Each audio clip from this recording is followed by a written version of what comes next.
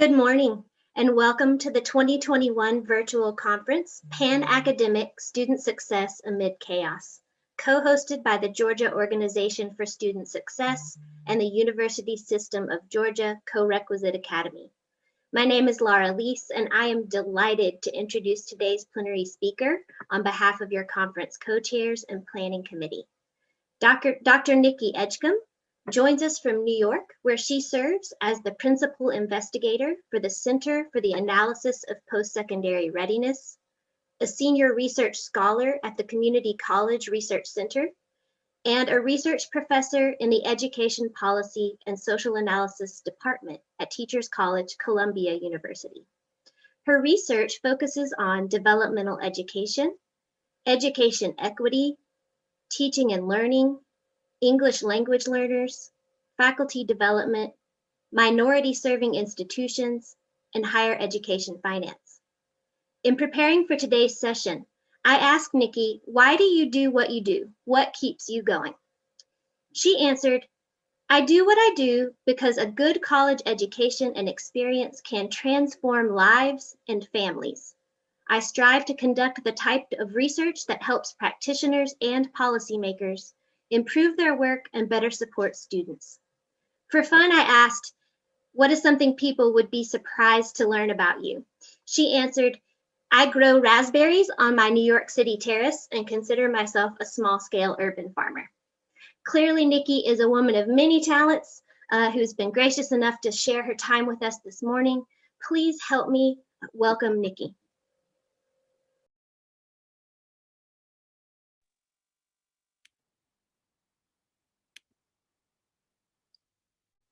Good morning, everybody. Jonathan, I think I'm going to need your help to start my video. I'm really delighted to be here with you guys.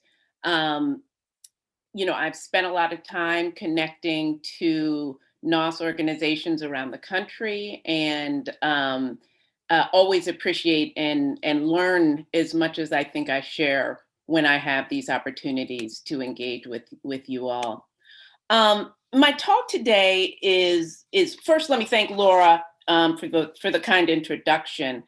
I'm so excited to be here with you guys and appreciate the input I got from the conference co-chairs, Laura, Stephen, Barbara, and Jonathan, as I prepared for this talk. Today's talk is about developmental education reform at 3 points in time. So prior to COVID, during COVID, and after COVID.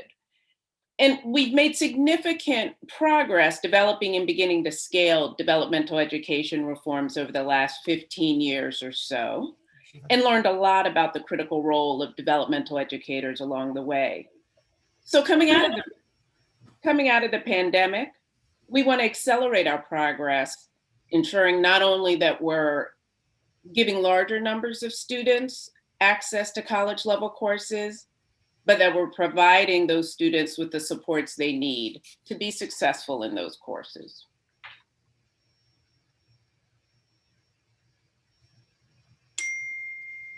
So for those of you who may not be familiar with my organization, the Community College Research Center, we were founded in 1996. We study a range of topics related to student success at community colleges and other broad access institutions, alongside a really wonderful group of colleagues. I lead CCRC's Developmental Education and English Learners portfolios. I also direct the Center for the Analysis of Postsecondary Readiness, which was originally funded in 2014 by the US Department of Education to study, as an R&D center to study developmental education reform. And we are currently in the process of moving into the next phase of CAPR, and I encourage you to learn more about it at our website, which is postsecondaryreadiness.org.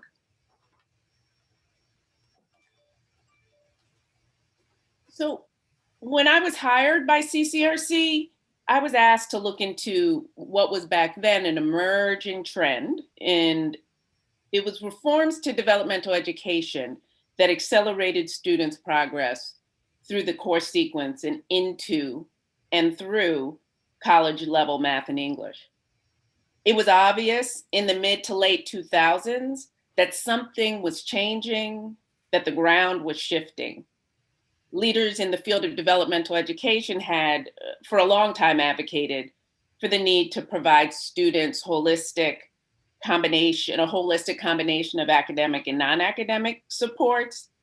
But it became evident from early research that this wasn't happening consistently, or certainly consistently enough to generate the strong academic outcomes for the majority of students, certainly at community colleges, but also I think at 4 years, who were being referred to developmental education.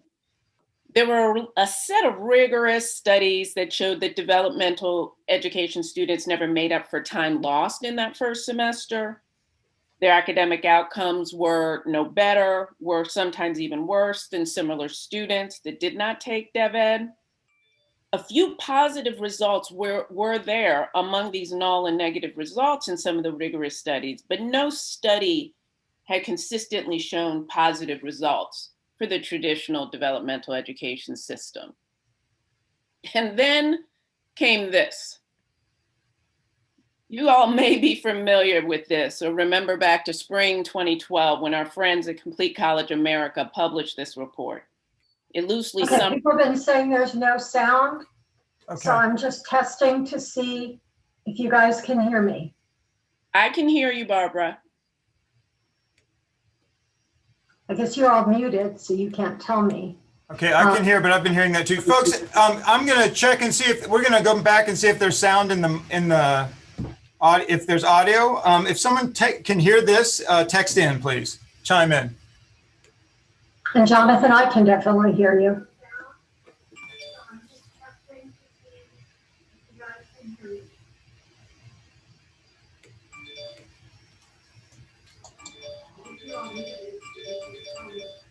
I'm hearing a lot of beeps.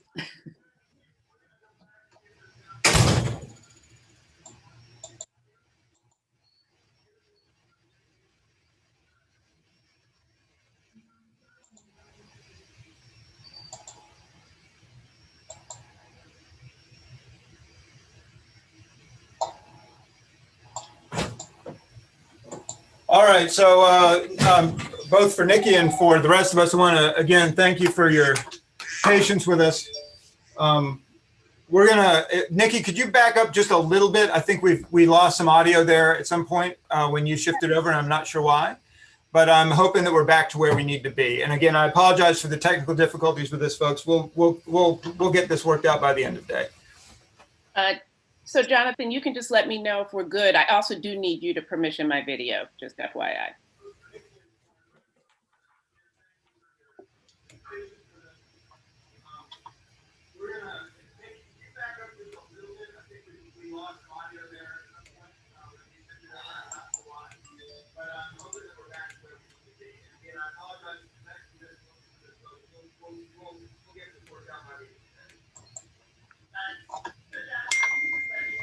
Okay.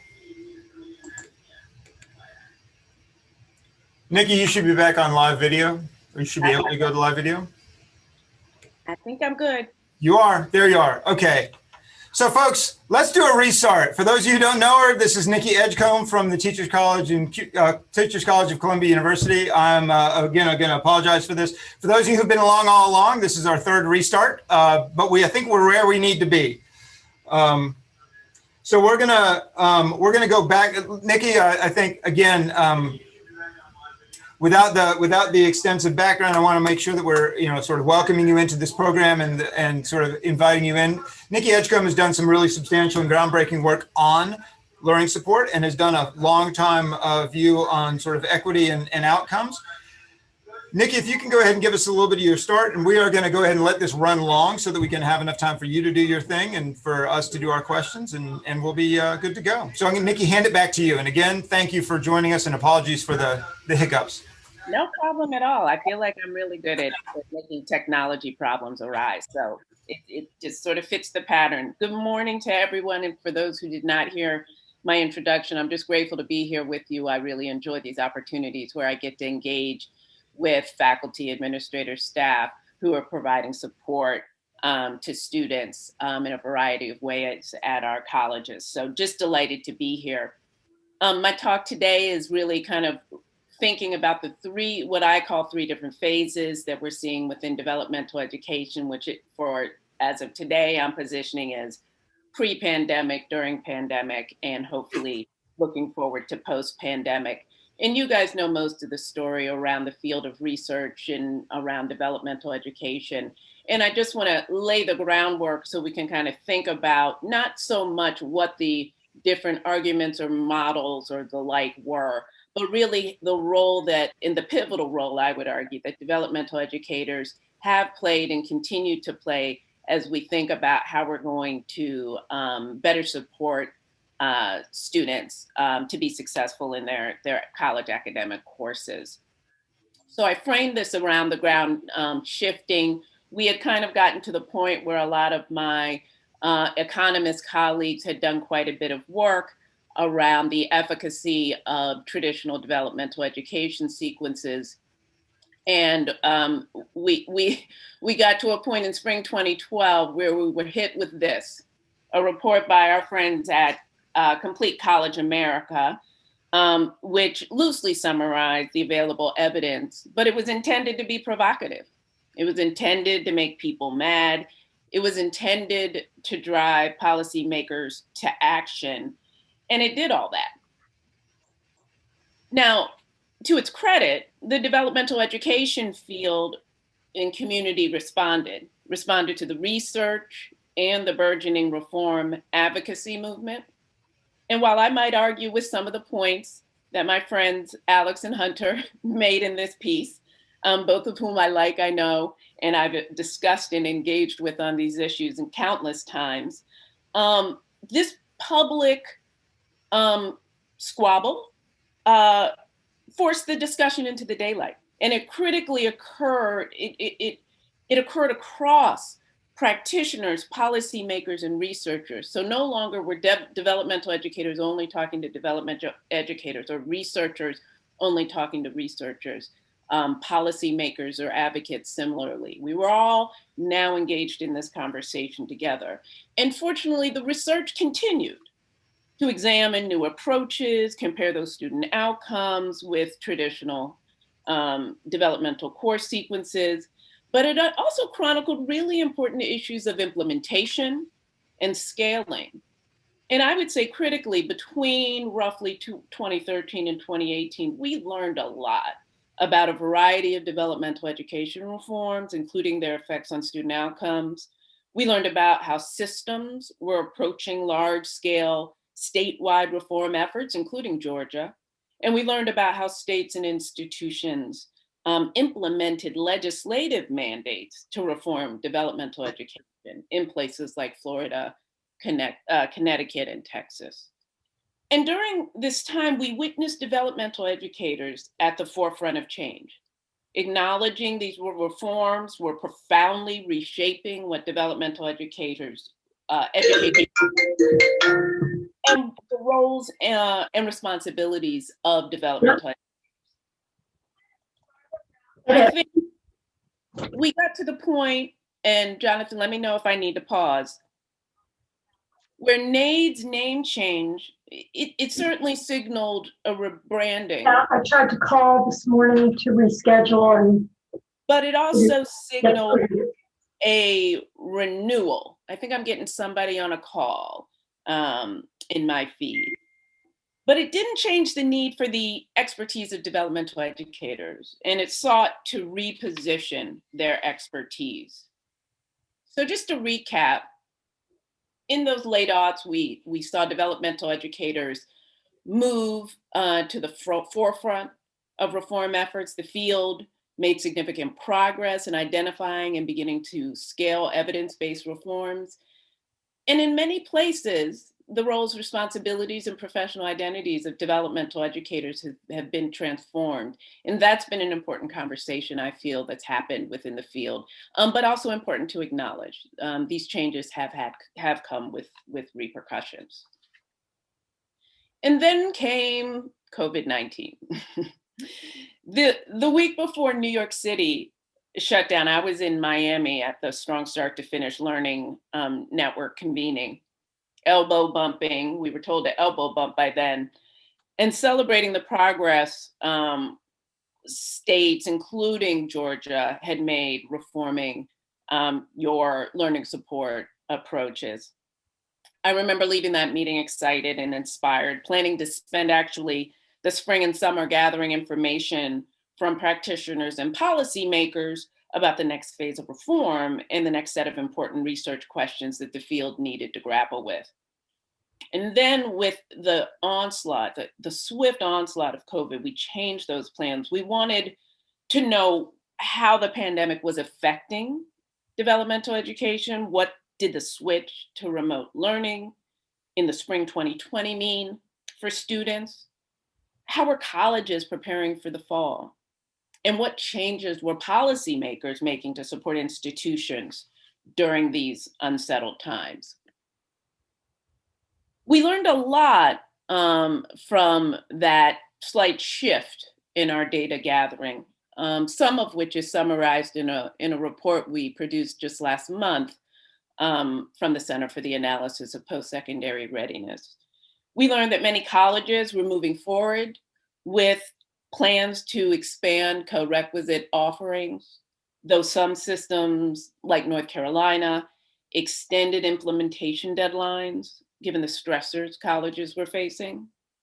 We learned that placement, which relied so heavily on in-person exams, was thrown into disarray, and colleges and systems were using a variety of stopgap approaches to place students, many of which actually loosened placement requirements. We learned there was a high level of focus on instruction, given the transition to online learning.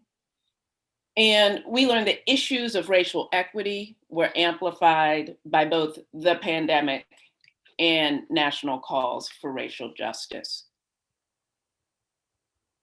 As the pandemic has continued, many institutions, but community colleges in particular, face material enrollment declines and the loss of significant revenue. And that impacts this work. These undergraduate enrollment declines are driven primarily by declines in freshman students and male students.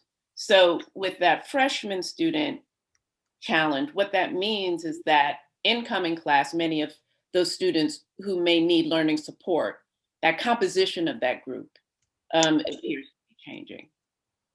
Critically, and you all may be seeing this in your own institutions, we saw enrollment from men declining at 2 to 4 times the rate for which enrollment declined for women. And that was across all age groups.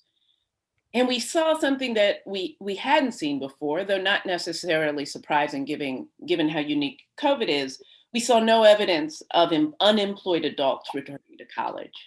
So colleges are managing these large macro issues as they continue to try to make important progress in the space of developmental education and learning support. Amid these challenges, as detailed in this brief, with case studies of Indiana, Texas, Virginia, and Washington, we realized there were potentially some positive unintended consequences.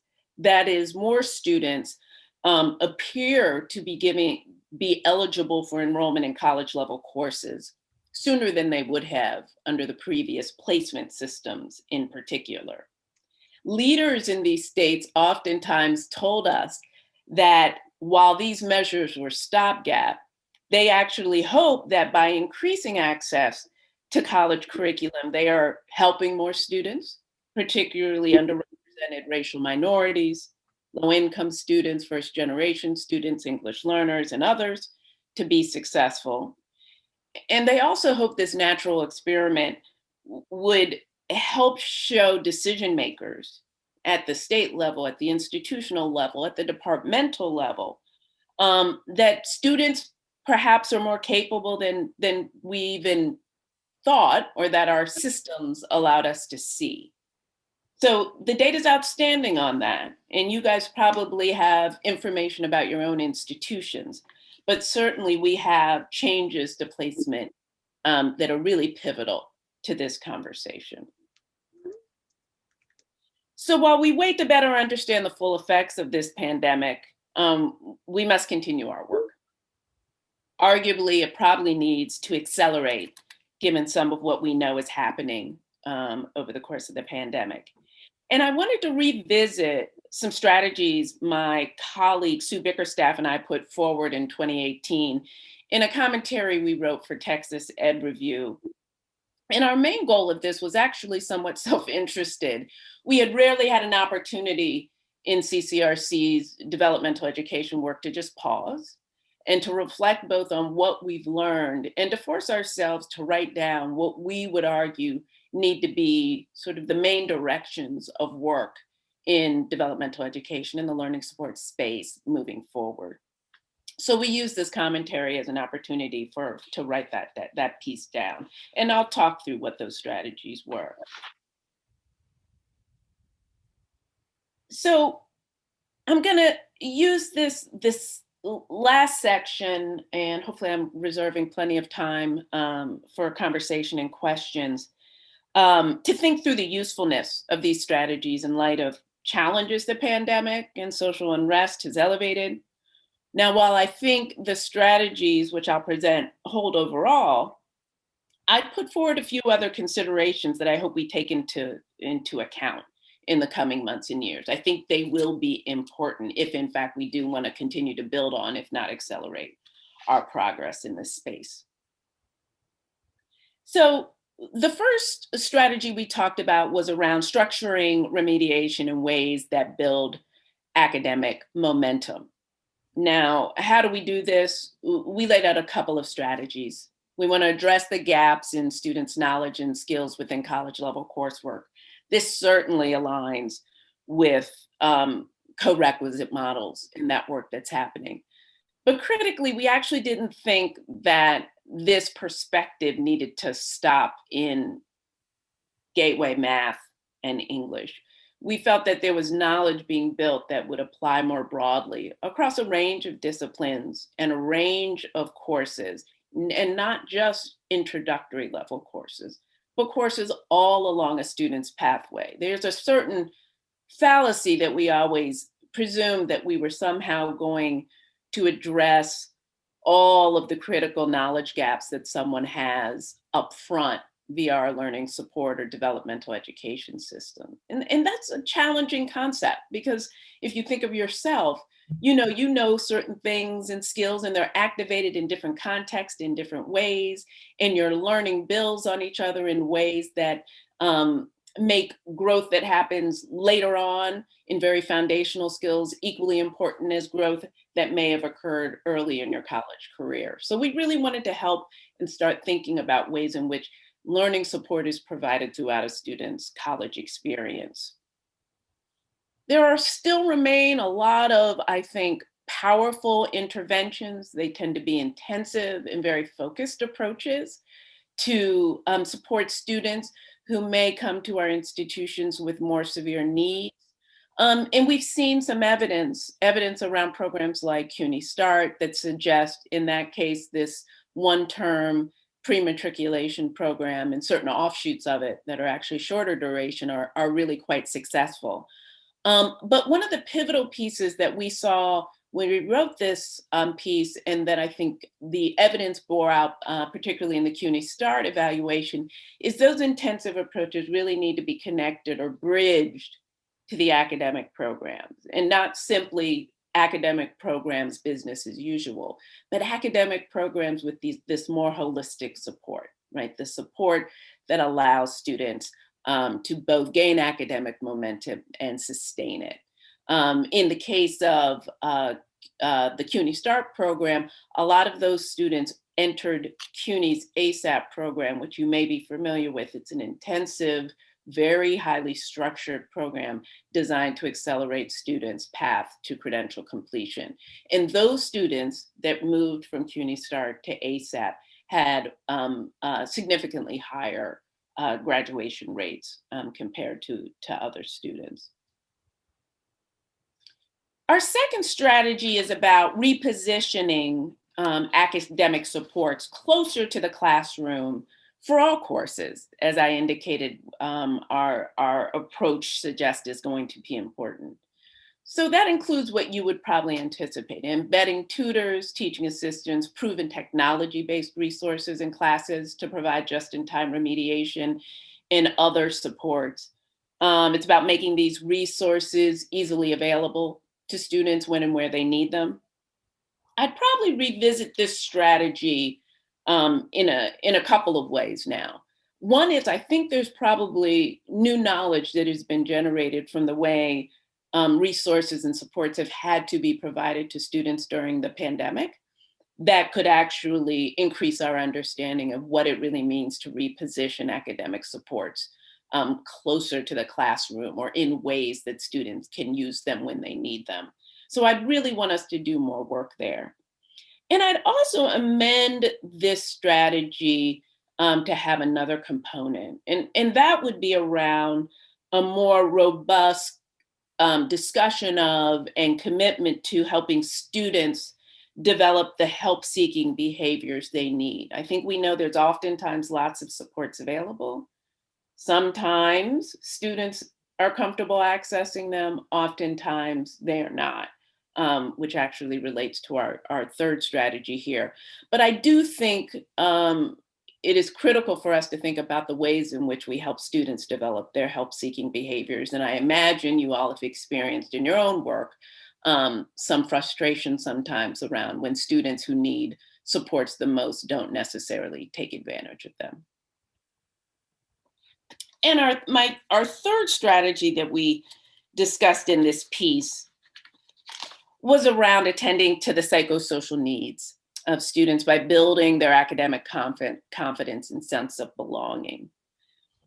We thought it was important to teach, nurture, and reward valuable academic behaviors, things like attendance, participation, note-taking, other things that we know are associated with stronger performance. So not presuming students enter the institution with those skills, but figuring out better ways to support their development and in context to the extent we can.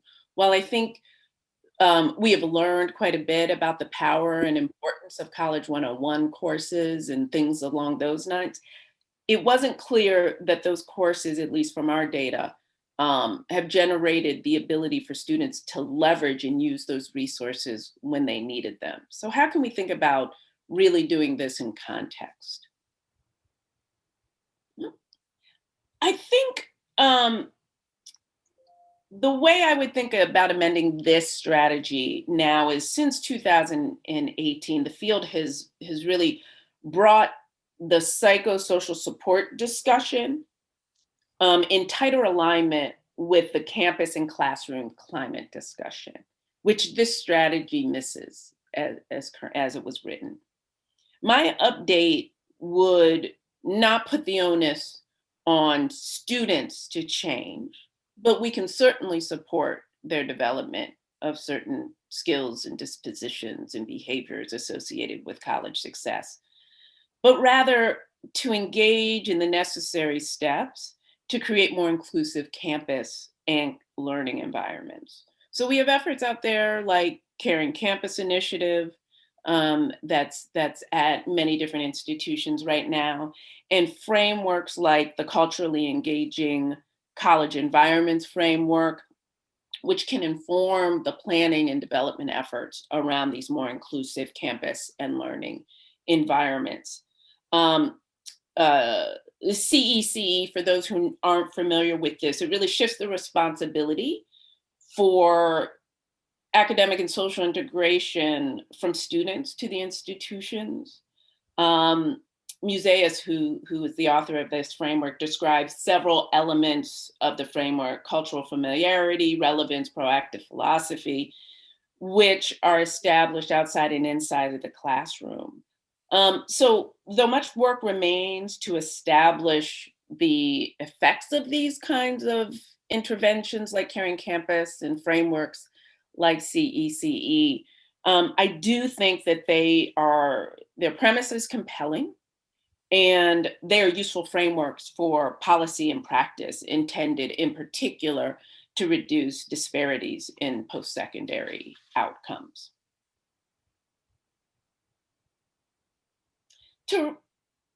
When Sue and I wrote this piece, one of the things that really stuck out to us was the important role of developmental educators, those who provide learning support to students. And we did not want, although the terrain had shifted, right? The battle was being fought more at the college level now than the pre-college level. We didn't want the reader or the field to think that they could do this work without the expertise of these professionals. And frankly, we believe as NOSS and GOSS organizations around the country that developmental education professionals really should be leading this work. So we really wanted to ensure that as we approached and talked about the next phase of this work, that we talked about this particular issue around the people who are charged with the responsibilities here. Perhaps more than your other college colleagues, you have actually managed a pretty tectonic shift prior to COVID. And I would argue we're going through something similar, but at a larger scale for everybody now. So you not only bring the change experience, but the understanding of how to persevere and take that learning and generate better outcomes for students. So, we want to reframe our understanding of underpreparedness in ways that acknowledge that all students arrive in higher education with a complex set of strengths and needs. The pandemic may very well have increased this complexity in some contexts, and we're attuned to that and want to understand how that's playing out. For some students, addressing key weaknesses upon entry to college will facilitate success in introductory college level courses, but also focusing on improving early education outcomes, early college outcomes like gateway course completion, it has to be done in concert with a broader vision of long-term contextualized support to facilitate learning and progress toward a student's post-secondary goals. So, I hope that these strategies remain relevant. Sue and I look forward to an opportunity to update them and share our new take as the country navigates the next several months and year as we emerge from the pandemic. And we hope, importantly, that we at CCRC or at the Center for the Post-Secondary, the Analysis of Postsecondary Readiness can work with organizations like GOSS and NOSS and other statewide affiliates to enact this vision. So I didn't labor you with a lot of research findings, though I would have loved to, but I thought that might be a little much for an early morning session, but I am more than excited to share what we're learning more about our work in placement, our work in the co-requisite space, and welcome your questions around that. So I was honored to have the opportunity to just share some thoughts, some musings with you this morning. And maybe Jonathan or Laura, we can begin by taking some questions. And thank you, Nikki. I'm gonna note that it looks like, in addition to all the many and varied challenges that we're facing with respect to teams, that during this meeting the Q&A got turned off. So that is another awesome thing that I'm really pleased about. So there's two ways that you can. I'm gonna send up on screen here in just a second a slide that will have my phone. And and some of y'all have my phone, but more importantly, my text. You can send a text to me. There we go. our first caller. This is Jonathan. Well, do you have a question, Mita? Do you have a question for our caller? Yeah, we have caller number 1. So, okay. But apparently, hold on, Mita, can I put you on hold for 1 second? Apparently our caller was not caller number 1. So I'm going to put up in a chat. You can text me if you have my phone. It is right there on the screen, and I'll also look at it through email, and I'm going to post it. And if you, as they come in, I will simply share these with. I will share these with the with. There we go. So, folks, are they coming in? Because I could share a couple of small findings tidbits. Why don't you do that while this is getting up and live? Yeah. Okay, so just want to share a couple of things that I think are relevant. I hope some of which are CCRC or CAPR research, others not. I hope, and I will make sure if you guys do not have this handy, I will make sure it gets to your conference co-chairs.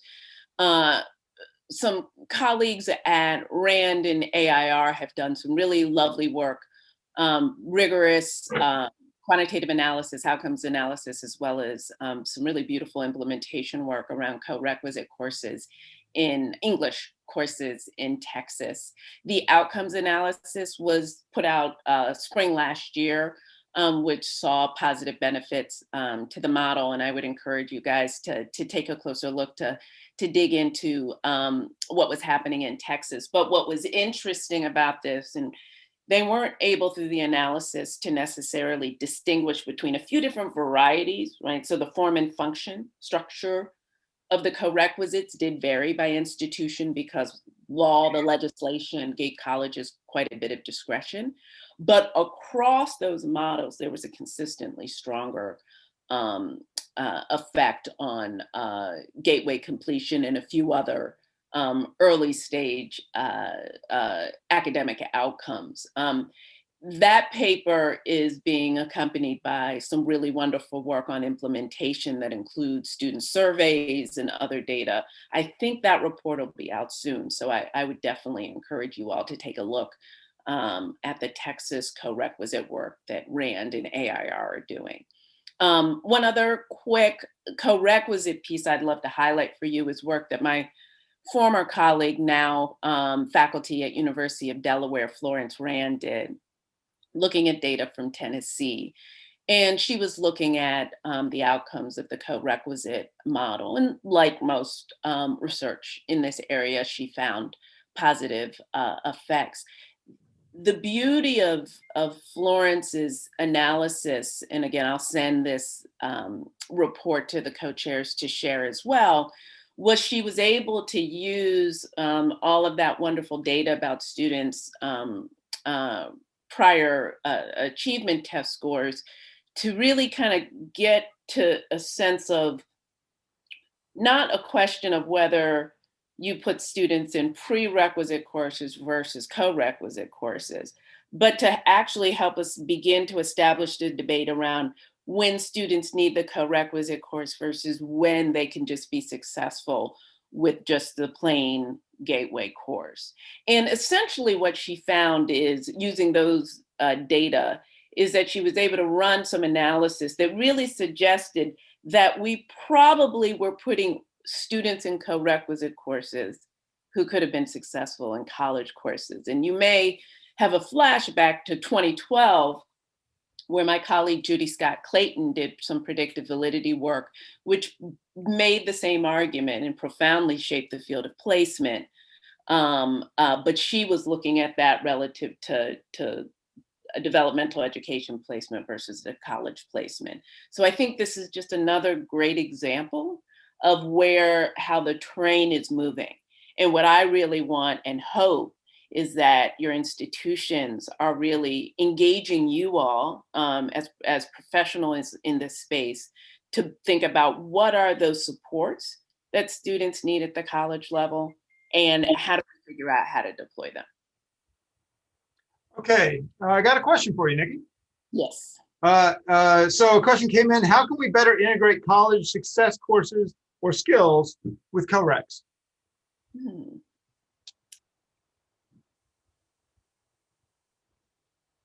That's a good question. I don't claim to have a definitive answer here, but I'm taken by and inspired by some of the research we have done in the math pathways space.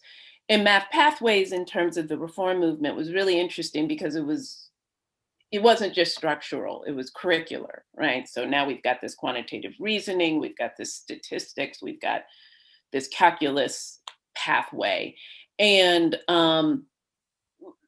places like Carnegie and the Dana Center were really intentional about actually building both a mix of sort of very tangible college skills as well as some of those psychosocial interventions, growth mindset, things along those lines into the curriculum.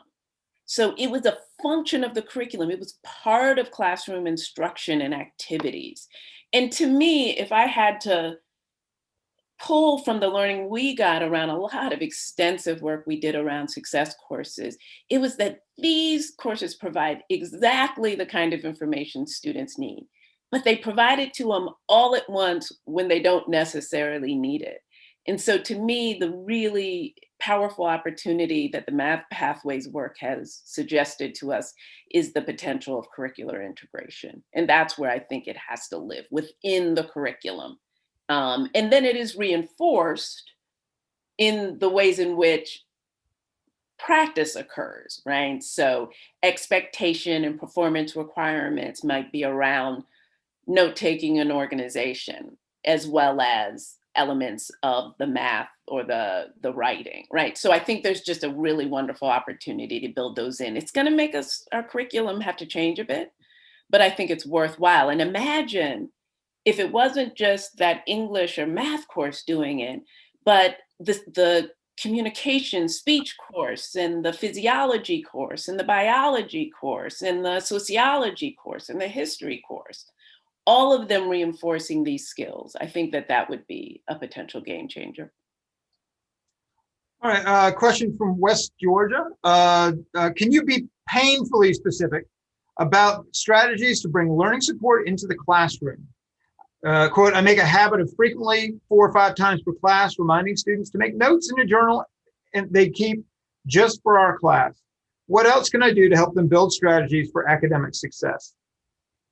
Well, I can tell you what I've learned as part of the work. So I'm reminded, and Sue and I actually wrote a paper about this on this CUNY START evaluation. They have a very interesting approach to math instruction. So let me sort of differentiate mathematical learning from some of these other pieces. So it's built around questioning. It really engages the students to be much more active. It utilizes a lot of peer teaching and learning. It really requires the instructor to sort of take kind of a different role in the instructor. And we provide both a description of it, and we actually have artifacts of practice as part of that paper, which I'll share as well. The other piece that they're thinking about is that program was developed from the perspective of we want to develop the learner. So there's these pedagogical approaches that they have, but then there's these much more tactical approaches, which tend to be around the note taking. Students in this program are required to have a particular notebook. I mean, it's hard to have any of this stuff and not link it to performance requirements. So I think that's part of what we're seeing with some of these more successful programs. I think the question sort of remains what you're diagnosing as the most important issues, because you'll have a range of student needs in a particular class. And so if you prioritize note-taking or some other element of sort of tactical kind of college skills, I think you always risk not attending to something else. So again, within a course, I think there are examples of being able to build in activities around growth mindset, activities around organization, and kind of time management and course management. But I think that it's really important that departments as a whole and institutions as a whole think about how they're going to build this in, because you may do a fantastic job in your class, but if it's not reinforced consistently, students are going to struggle to take up that skill consistently through their college experience. All right, and I think we have one more question that comes back to the CUNY Start.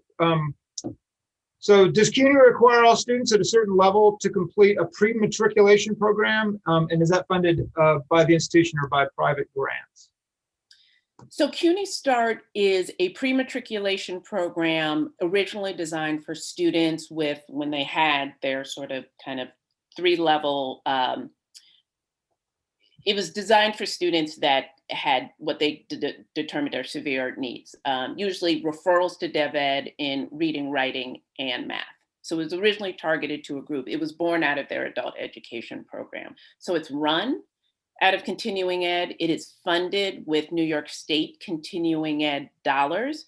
So the funding formula is a little different. It's the convoluted sort of, you guys probably, some of you know about adult ed funding. So it's a little strange sort of combination of numbers that gets you to your per student reimbursement. But what was important about that program is the way they built out sort of program level, institution level programs, and hired and trained faculty, instructors to teach those programs. And they recruited people who taught and would buy in to that math approach, for example, I just described. Moreover, instructors had to apprentice before they became core instructors in the program. So they had an entire term where they had to apprentice. So CUNY Start does a lot of things. It serves at the pre-matriculation level. It's intensive. Full-time program is 25 hours a week. The instructors operate differently. The advisors are close partners of part of the instructional team. There is a college success seminar built in as part of that. So lots of different features of the program, which I'm glad to share more information about. All right, and there, I want to go ahead and honor the time for folks and give them a break before we go to our next sessions. So Nikki, what I'm going to do is I'm going to send you the few more questions that I've gotten to sort of more thoughtfully respond, and then we'll just send those back out to the GOSS group. So I really want to, again, I want to really thank y'all for your patience with us with respect to this event. It's been quite a show, and we're getting better. We have now figured out, by and large, figured out what needs to be done, and perhaps the rest of the afternoon will be smoother. So I will say this. Let me go ahead and here we go. So if you're in the website, if you're in the GOSS website, go ahead and refresh your browser. It will help. It'll help to. Yeah, we'll just do that. It'll help to make sure you get into the right links. Not sure why this is happening. So there's my wonderful desktop.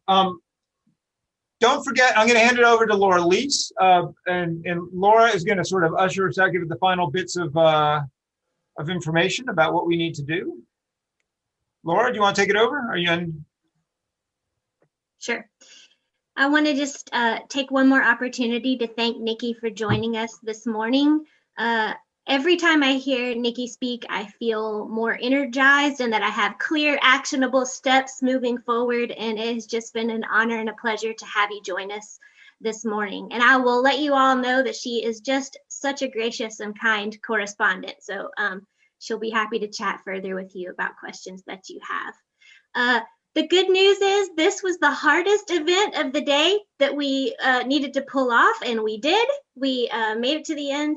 All of the other things that are happening today should run very smoothly, but do keep Jonathan's contact information on hand if you run into any trouble. We have some really interesting concurrent sessions to offer you today on teaching and learning strategies that people have been using through COVID, and sort of as a way of thinking about how we're going to move forward from here. We've learned a lot. What are we going to take with us moving forward into 2021 to help our learners succeed? Thank you for joining us this morning. It's a pleasure to have you here, and we hope you enjoy the rest of your day.